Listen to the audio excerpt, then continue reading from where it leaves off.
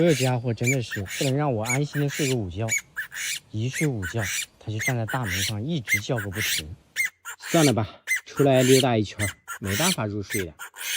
当他一直跟在后面啄我的脚，把他放到手上，他就开启了他大嗓门的模式。这个季节山上的蚊虫实在是太多了，看鸡哥头上有好多小虫子，我隔三差五的还给他喷花露水嘞。前几天把他眼睛咬的肿特别高，这小子出来之后就躺我手上准备睡觉了，而且就叫了一嗓子，特别的安静，自己下去玩一会儿。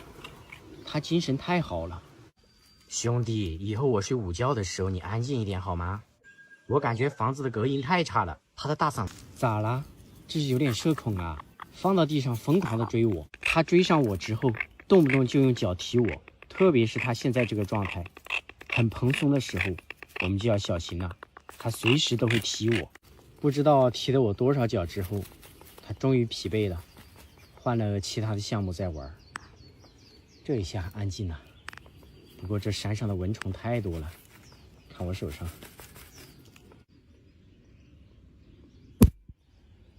我不光要给自己赶蚊子，还要给鸡哥赶蚊子。这山上的蚊子可能已经好久没有看到能站在这里不动让他们咬的。赶紧啊，兄弟，吼两嗓子我们好回去。这山上的蚊子太多了。哎，野外的鸡哥叫了，来，赶紧把鸡哥架到手上，让他感受一下。往我肩膀上爬干啥呀？听一下这野外的鸡哥叫得多开心呐！赶紧回应呐！这家伙和大公鸡差不多，总是喜欢站在我手上打鸣，有的时候站到手上就开始，有的时候可能要1分钟，看他的心情。本来我还想带鸡哥多出来玩一会儿的，奈何这个蚊子对我太热情了，他的针在我肉里面，甩都甩不掉啊！这家伙，别说，今天野外的鸡哥还挺给面子的，他们在互相对唱山歌，你停了我唱，我停了你唱。听一下，野外的鸡哥又开始回音了。可惜这个蚊子实在是太多了，我招架不住了。走了，回去。这家伙真的是特别爱躺在我手上，是什么原因呢？我也搞不懂。命运有的时候可能就那么一瞬间，它就改变了。家里买了100个鹌鹑蛋，本来是要煮着吃的。今天我看到鸡哥的时候，突然想到了我以前养的鹌鹑，也很亲人。有一次忘记关笼门呢，一只掉到池塘里面淹死，还一只不知所踪。正好家里买的有鹌鹑蛋，所以说孵化几只玩一下。其实家里最近还买了很多鸡蛋，但是就是没有兴趣孵化。随机挑选了7颗蛋，我要孵化葫芦娃7兄弟。也不知道这个蛋的受精率怎么样，反正孵化着先看咯。一般17天左右出壳，有4颗蛋受精，这已经是第17天了，基本上都在出壳了，比我预想的还要好。这一颗蛋被我剥了一下，影响不大。这种鹌鹑的话一般不用去剥，只要是温度湿度达标的话，它们基本上都会自己出壳。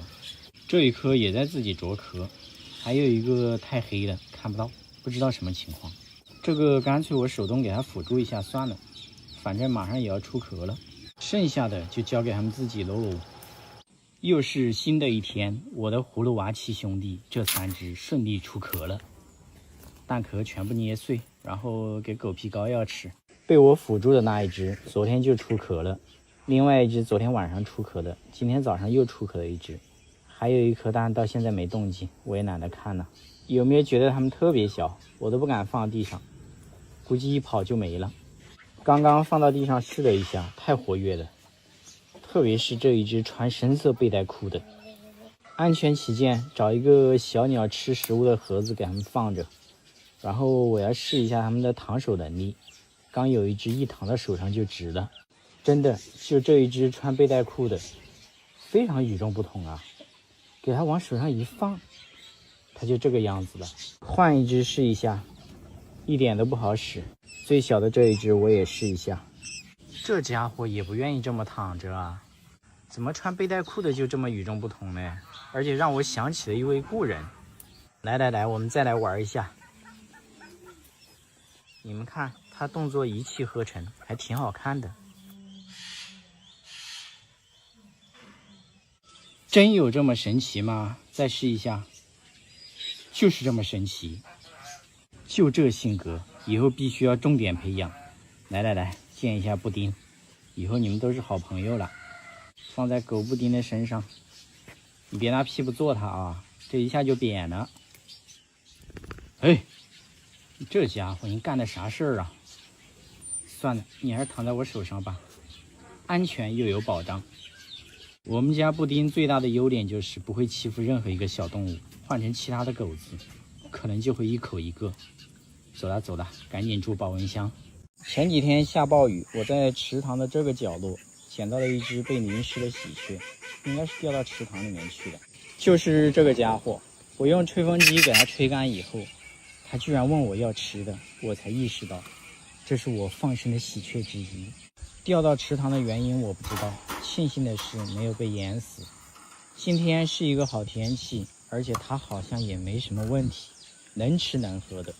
这几天都不知道吃了我多少条面包虫呢，所以说就把它给放了吧。哎，往哪儿飞呀，你这小伙子？这是准备赖着不走是吧？居然上手了，好瘦啊，站在手上特别轻。飞走了。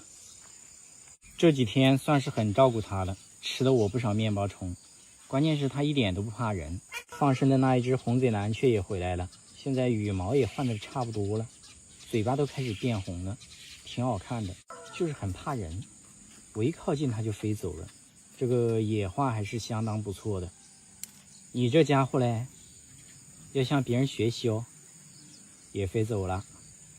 本来我以为这一次放了之后我们会就此别过，没想到刚刚我骑车从这里路过，它居然飞到我头上站着。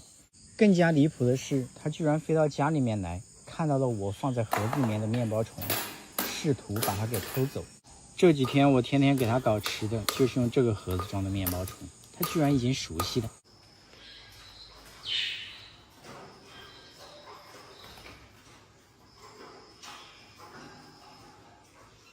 没啥用，它一会儿回来一趟，一会儿回来一趟，反正差不多就是10几20分钟，它就会飞回来一次。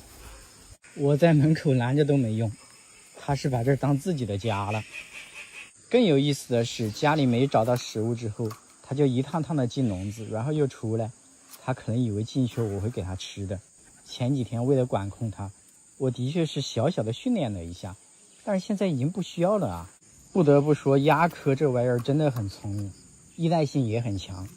自从这几天给它好吃好喝伺候了以后，它现在应该是不愿意自己找食物了。不过过几天就适应了，一直围着我，就等着我给它搞食物嘞。洗澡去，这么好的太阳，洗完自己去田里面找啊。它目前正在换羽毛，这个发型有点丑啊，而且我捡到它的时候挺瘦的，说明这家伙在户外过得一般般。今年放生的几只喜鹊，有2只已经彻底不回来了，另外几只还是天天回来偷狗粮，这家伙应该就是其中之一。洗完之后飞到这个房顶了，我刚看到上面有只猫，赶紧搞点面包虫给它叫下来，好歹人家也跟了我一路了，所以说给它搞点面包虫不过分吧。吃饱之后自己去玩啊，不要往家里飞了。我走了，估计短期以内这玩意儿是甩不掉了，这货特聪明。来，今天整点西红柿吃一下。这2个家伙是我昨天去河边抓蚂蚱的时候，在别人玉米杆上，人家要砍了嘞，然后我赶紧把他们给救回来了。马上我又要出去抓蚂蚱了，顺便带你们看一下环境，还原一下事情的真相。主要是昨天我的手机在家里面充电没有带，所以就没拍到。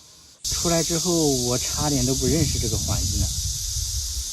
昨天这玉米杆还齐刷刷的长在地里面，今天全部砍好了，都绑起来了。昨天大概就在这个位置，然后我发现了，不然的话今天可能它们已经成实体了，找都找不到。其实这个季节玉米地里面有很多白头鹎都在里面繁殖，但是我对玉米杆过敏，所以说我不愿意钻，太深了。但是最近早晚我都会过来看看，如果没有是最好的。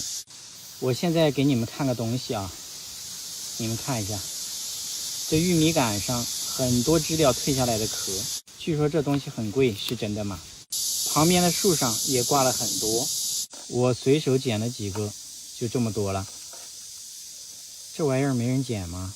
紧接着我认真的捡了2分钟，就满满一瓶。兄弟们，我是不是发财了？这里面到处都是，我感觉这玩意儿应该不属于我的财富，所以说我就不捡了，而且太热了，找个地方躲一下。还是我家这个傻狗永远对我不离不弃，这么热的天我一出来它就跟过来了。我其实是不愿意让它跟着，这个季节户外的蛇特别多，而且刚刚就在那个位置，玉米杆下面一个鸟窝被压着，我还说去看一下，有一条蛇，就这个位置，看到没？狗子还跑过去的，我赶紧走。蛇这个东西我还是有点小怕，赶紧把狗子带到安全的地方，然后我们准备回去了。这么多准备怎么处理呀？好像对我来说也没用，先带回去吧。这狗子也不喜欢坐车，我是骑车出来的嘞。走走，回家去。这鸟是真跟我有仇啊！刚我看到它叼材料在这里做窝，我就过来问了它一句：“你是谁？”结果它就开始咬我的脚，欺负我穿拖鞋啊！这家伙。为了缓和我们之间的关系，以防脚痛，搞点材料给它做窝，收买一下它。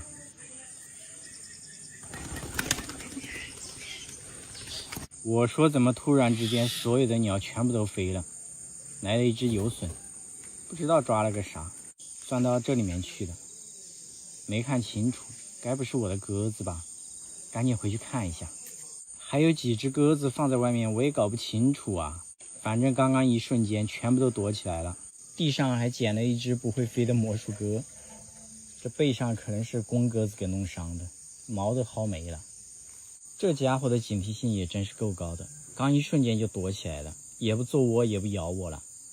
我都转了一圈了，它还不出来。最后可能觉得户外彻底安全了之后，它终于是悄悄摸摸的出来了。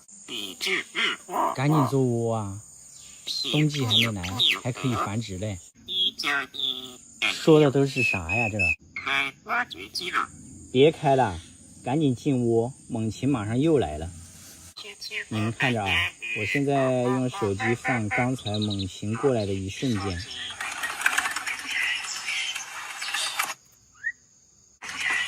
其实他可能都没看到猛禽，但是所有的鸟一瞬间全飞了，特别安静，他就知道有危险，赶紧躲起来。再次让他听手机里面这个片段的时候，他还是会害怕，本能的反应。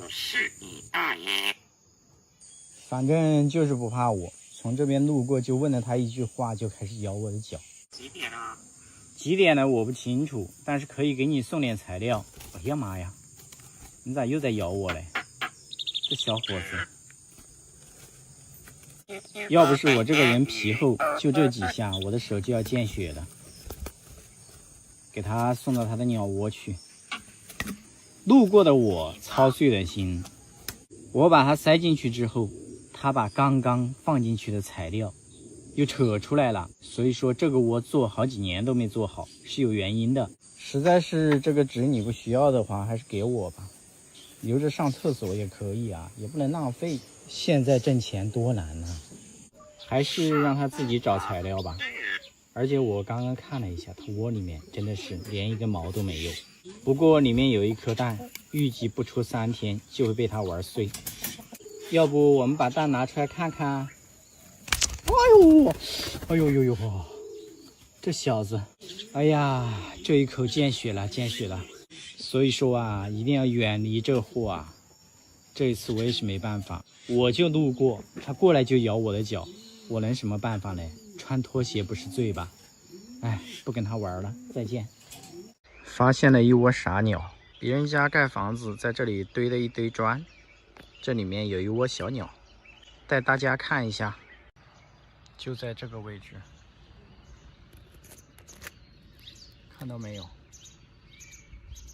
好几只小鸟，走吧。希望他们出窝之前，这一堆砖还没有被用掉。祝你们好运，再见。再来看一下昨天晚上我下的网。有人跟我说下地笼子是违法的，的确是，但是我在自家池塘里面下一个地笼子应该不影响吧？就像我抓自家池塘里面的鱼，哎，好像有一条很漂亮的鱼。哇，有几条小可爱，我们把它拿起来看一下。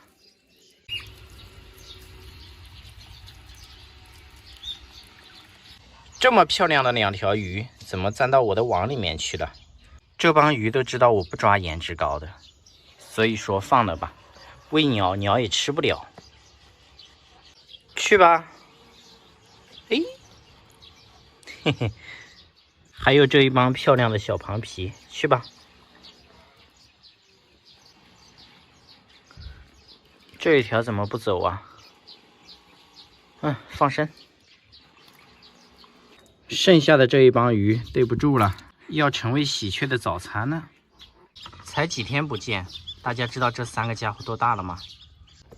来看一下，顺便给他们喂早餐。3个大嘴怪，嘿嘿嘿，长得好快呀！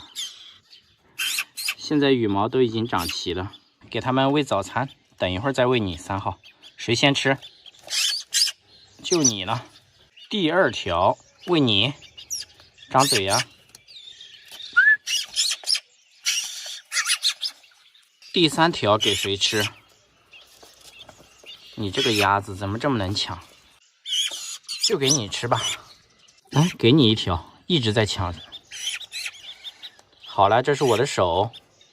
这个3号，哎呦，好像都吃饱了。来，给你吧。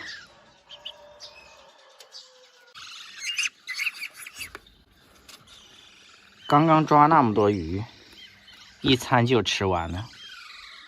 好像还没吃饱，还在叫。等一会儿再吃啊！马上给他们煮鸡蛋。鸡蛋已经煮好了，他们好像又饿了。看一下，哦，差点把我手都疼了。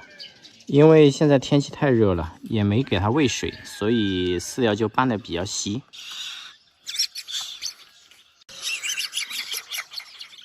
每天给他们煮了一个鸡蛋。荤素搭配吧。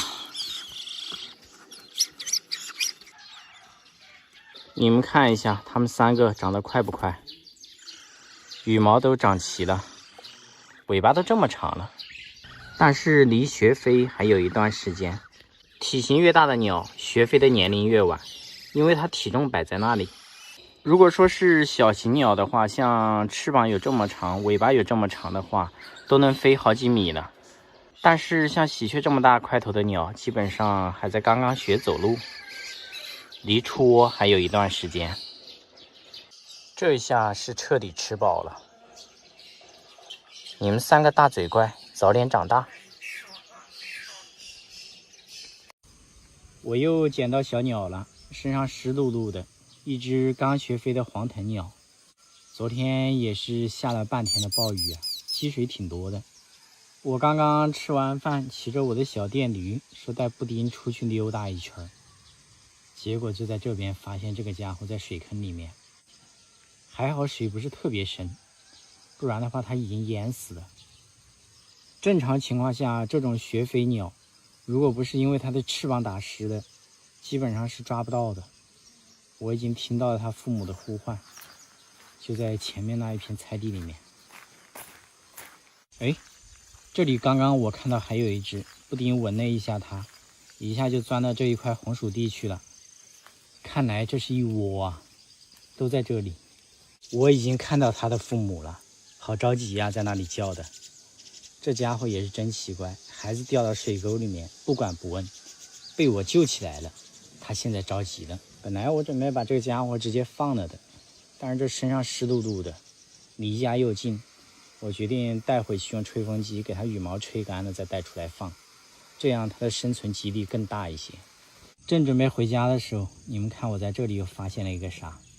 菜地里面捡了一颗蛋，也不知道是鸡蛋还是鸭蛋，已经爆浆了，就原地放生吧。给这家伙带回来，我刚回家拿个吹风机的功夫，它就跑了，飞又飞不起来。用吹风机把它身上的羽毛吹干，这样它生存下来的概率就会大很多。最近经常下暴雨，加上鸟都在繁殖最后一窝，所以幼鸟还是挺多的。没有被我们遇到也就算了，适者生存嘛。要是遇到了，偶尔给它辅助一下，它就可以活下去。主要要把它肚子上的羽毛给吹干。这种幼鸟肚子上经常都是光秃秃的，受凉之后死亡率是很高的。现在全身的羽毛已经被我给吹干了，是不是立马就不一样了？看起来呆萌呆萌的。而且我用吹风机给它吹羽毛的时候，它好像特别享受，一动不动。现在带去放生。户外碰到这种幼鸟，什么地方捡到的，就在附近找合适的位置放生。这一块离马路稍微远一点，而且遮挡物比较多，就在这儿给它放了。哎，我发现这帮家伙特别喜欢这一块红薯地呀，这只也钻到红薯地去了，飞行能力还挺强的。而且它的父母又过来了，已经发现它了，我们赶紧走。这货有点过分了，走的时候还在我手上拉一坨大便，擦干净带狗子去玩。这一条没人要的流浪狗也追过来了，怎么就没人把它捡回去养着嘞？天天跟着我们家布丁。带布丁在这个路口吹吹风，挺凉快的。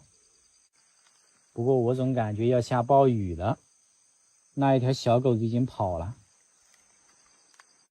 出来还不到10多分钟，下大了。溜了溜了，回家去。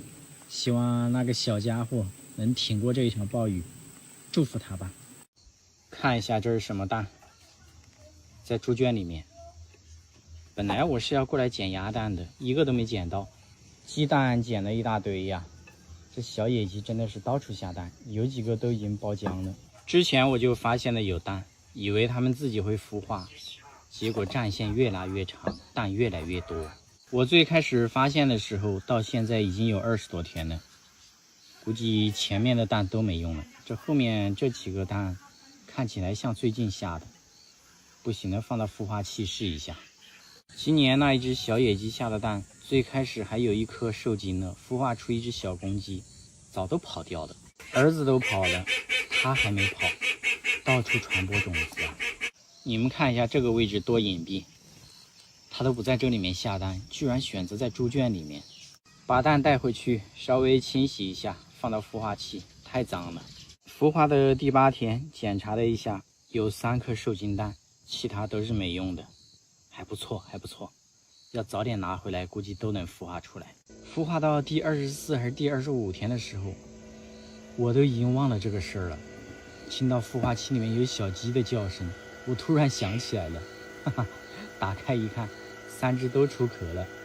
我估计昨天都出壳了，没注意。这家伙特别顽强，只要是受精蛋，你放到孵化器，温度、湿度都是正确的，基本上没有孵化不出来的。身上的羽毛都已经干了，发现的有点晚喽。这是一颗鸽子蛋，还没出壳。先把这几个家伙放到保温箱里面去，温度调个36度，小鸡饲料和水放好，让他们今天好好的休息一天，饿了一天了。保温箱里面住了一天，这几个小家伙生龙活虎的，今天温度还不错，带他们出来溜达一圈。刚刚我还准备带着他们去找鸡妈妈的，结果找了一大圈，鸡妈妈今天不知道去哪儿了。算了吧，反正他们也不认识了。今天温度也不低呀，都上了20度了。出来溜达了一圈，他们精神状态都不是特别好了。算了算了，还是先住保温箱，稍微大一点把他们全部给放了。别的科尔鸭一天到晚都干干净净的，这个家伙特别喜欢在臭水沟里面。看着脏的，本来是纯白色的，脏的没办法看呢，所以只要被我看到的，肯定要把它丢到池塘里面洗一下，让它找回一点自信。丢个鸭子的功夫，被这家伙看到了，追过来就咬我的脚，别说还挺痛的。这货这一次换完羽毛之后，你们还认识吗？这就是3号，太丑了，我最不喜欢这个颜色。那有什么办法呢？再丑也是自己养大的，是吧？只能忍着，顺手再捡个鸭蛋。过这么久，鸭子终于又开始下蛋了。捡起来一看，秋季的第1颗蛋是破的，不过破的范围不是很大，可以修补一下。如果遇到这种蛋破了一点点，可可以用胶布给它封起来，把这个破的位置给它封好，不漏气。基本上蛋正常的话可以孵化出来，我之前就孵化过。之前这一颗鸭蛋情况也是一模一样的，我用胶布给它封起来了，而且封起来之后我就放到孵化器，20多天我都没看有没有受精，我都不知道。突然有一天我打开孵化器，我发现它自己着壳了。我是把大头给封起来的，结果它从小头着壳。当时这一颗蛋着壳过了2天没什么动静，于是我就手贱的给它辅助了一下。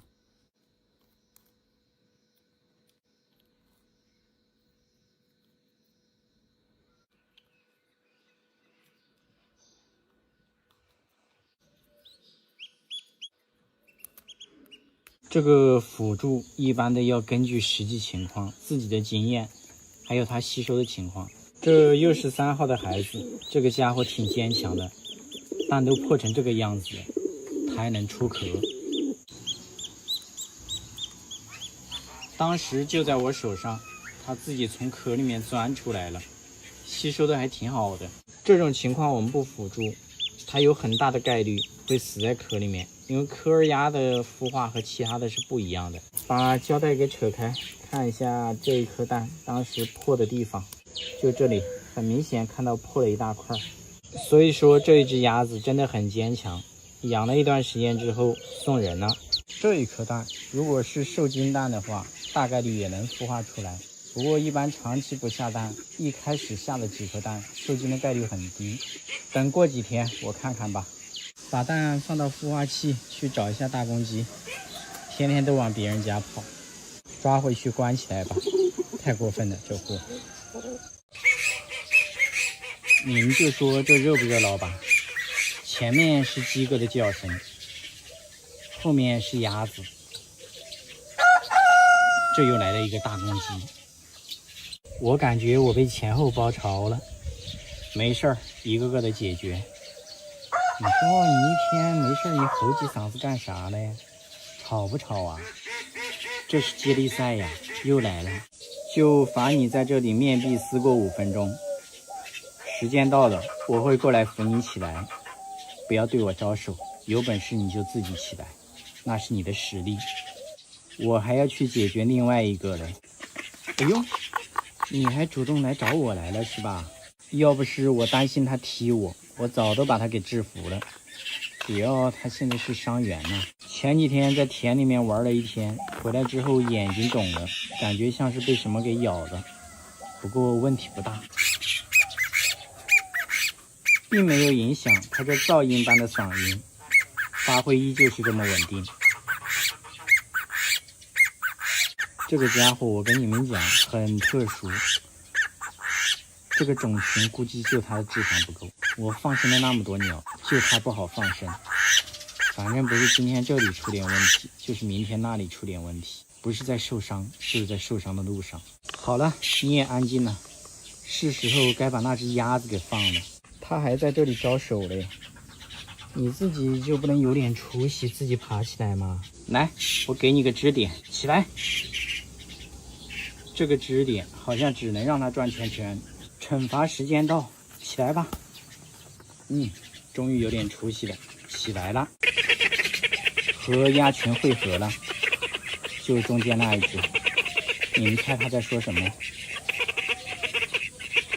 一直在说话，就是听不懂。我猜肯定不是夸我，大概率是在骂我，反正听不懂无所谓。对的，刚才另外一只扯着大嗓门叫的就是这个家伙。一段时间不理你，你这小子叫声越来越大了啊！关键是还惩罚不了他，躺在地上一下就起来了，你说气不气人？一点办法都没有。不像鸡哥，我听到他叫声太吵了，我还能来一个手动闭麦，这不闭上了吗？哎，不对呀，这小子今天也闭不上啊，要我抠电池是吧？一点面子都不给我。也还可以了，起码降低了分贝，没有那么大的噪音。总体来说肯定比鸭子强一点点，起码嘴巴没有鸭子那么硬，不然的话它嘴巴怎么会断呢？是不是？你小子站在后面干啥呀？打又打不过，又喜欢凑热闹，赶紧走啊！等一会儿他又要打你。鸡哥这一会儿情绪很激动呢，指不定马上就要发脾气了。谁知道下一个倒霉的是谁呀？上树了！等一会儿我还要给这个家伙眼睛上擦点药，天天都在受伤。要不是他运气好，或者说我对他照顾有加，可能他的坟头草已经3丈高了。今天温度有点高啊，看他热的。但是这个位置又安全又凉快。等他午休一会儿，晚点给他擦点药。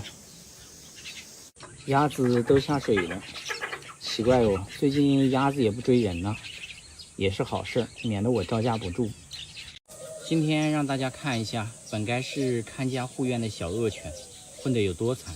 这2天我总是能在狗窝里面看到很多小树枝和鸭子的羽毛，起初我还挺奇怪的，直到今天早上破案了，一只该死的鸽子居然想把窝做在狗窝里面。这要是换成其他狗，这鸽子可能早已经是这一块那一块了吧。我说狗子咋这2天不进狗窝嘞？原来窝都被你霸占了，这就有点过分了啊！必须要帮我家狗子找回一点面子。来，狗子，你吓唬吓他，我不怪你，快点！哎，还挺友好的。狗子对他是一点恶意都没有，我刚把他放了，他又进狗窝了。狗子看到我在这里，他自己过来了。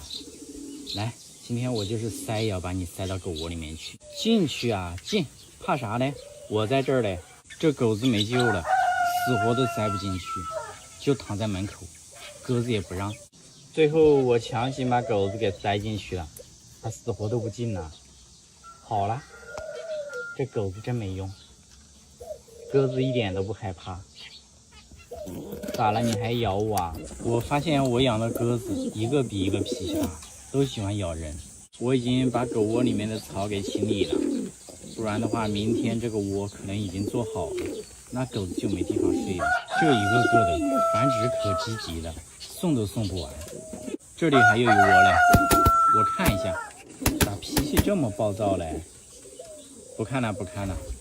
我记得他上一窝的孩子好像刚长大，又开始了。他们上一窝的孩子在这里嘞，刚长大又开始了。我感觉今年冬季猛禽一点都不缺吃的。在老鼠堆繁殖的这一窝鸽子，这一次是失败了，然后他们又换了个位置，继续开始了。看一下，看一下，下了一个蛋，这速度是真快呀！繁殖自由，我又不干预，但是你们不要太过分了啊！狗窝都被你们霸占了，整的这狗子都没地方睡觉了。你也是，你就不能稍微凶一点吗？要指望你看家护院完蛋了。来，我看一下你身上有没有虫，有的话给你驱个虫。没有，每个月都在定时给它驱虫。好了好了，你自己去玩吧。完了完了，这个国庆节一直把大公鸡给放着，我发现它对我的感情淡了。以前看到我就冲过来，现在看到我第一反应就是跑，这是怕我招待客人把它给炖了吗？也不对我打鸣了。在大公鸡站的这个位置，我还捡到了一个葫芦。今年我种了好多葫芦，结果葫芦都长这么大了，葫芦藤全被兔子给咬断了，全军覆没啊！今年一个都没有，都没成熟嘞。不过此时此刻，我只关心大公鸡对我的感情为什么突然淡了呢？就算不对着我打鸣，好歹来个铁山靠啊！现在铁山靠也没了，不行不行，必须要让它上个手，看一下站在我手上还打不打鸣。已经架到手上了，还是这么重啊！来兄弟，来一嗓子啊！给个面子行不行？还可以，站在手上打鸣这一点一点都没变，就是这个爪子上面全是泥，太脏了。用它的羽毛擦一下，一点面子都不给啊！我去洗手。我洗完手回来，发现大公鸡在和兔子打架，这谁先动的手啊？毕竟这是兔子的领地，但是大公鸡也在这里待了好几天呢。这个兔子是什么战术啊？一直在转圈圈。块头小，特别灵活，但是块头有悬殊，在大公鸡的面前只能落荒而逃。今天早上我发现有一只兔子在这个位置打洞，不知道它这个洞打到什么程度了。来看一下，就这个家伙。本来之前我都把它给关起来了，这2天又把它给放了。今天早上就在这里一直打洞，该不是要生小兔子的吧？来，把它抓出来，我看一下洞打到什么情况了。